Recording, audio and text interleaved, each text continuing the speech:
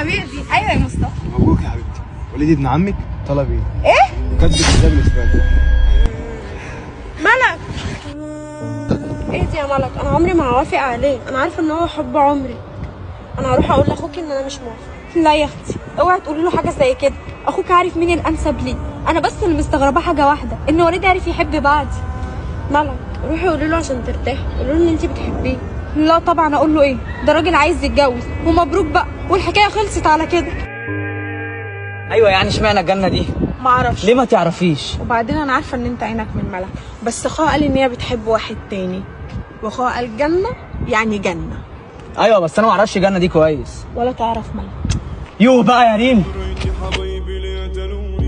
مبروك يا ملك، عرفت ان وليد ابن عمك خطب جنة اختك. مش عقبالنا بقى جميل؟ ده بعينك. انت ما بتحبيش سيف؟